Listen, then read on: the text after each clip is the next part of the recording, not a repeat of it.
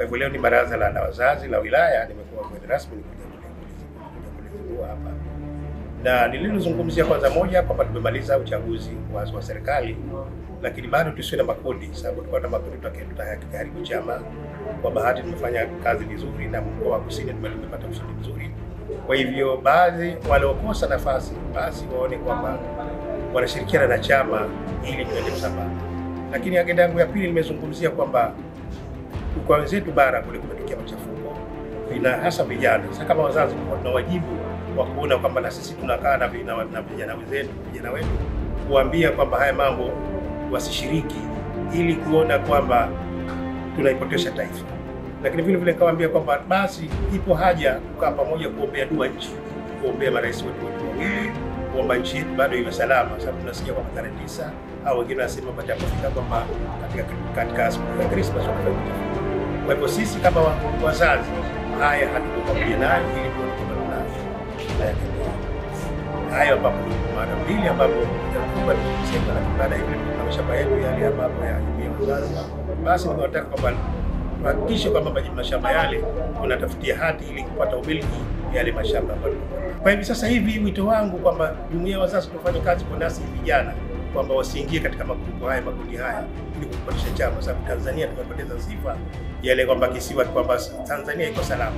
Kwa hivyo ile sifa ile bado iwepo, lakini hata hivyo kama wazazi tufanye kazi vizuri kuona kwamba vijana tunashirikisha katika masuala mbalimbali, kuona kwamba tunalinda usalama.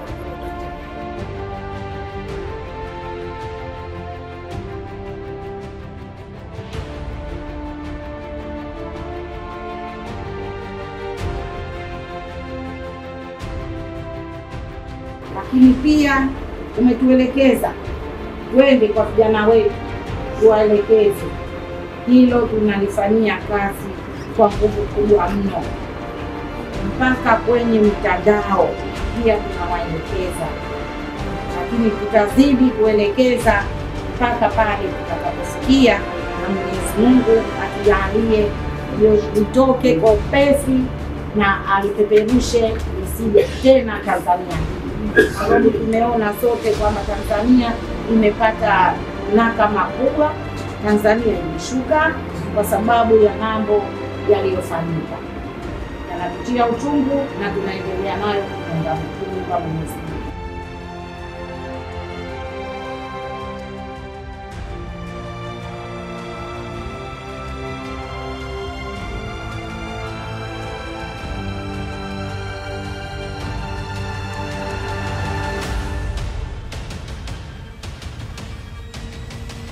Kama ni mama au mlezi, na washauri kwanza wazazi au mlezi ndio tunataka katika maadili, lakini kwanza tunashirikiana pamoja kana sisi wetu pamoja tutafanyisha magani tukaribia kujua kwa sababu ndio tunataka kukana na kuweka kasiri kuja mambo yale kama maana akuni Bisa untuk bukan nama ketiga kita akan sama itu.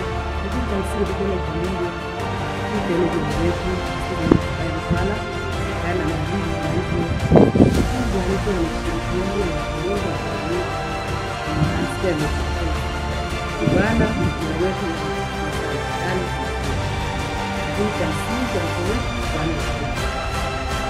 jadi kalau mana lebih kuat karena mana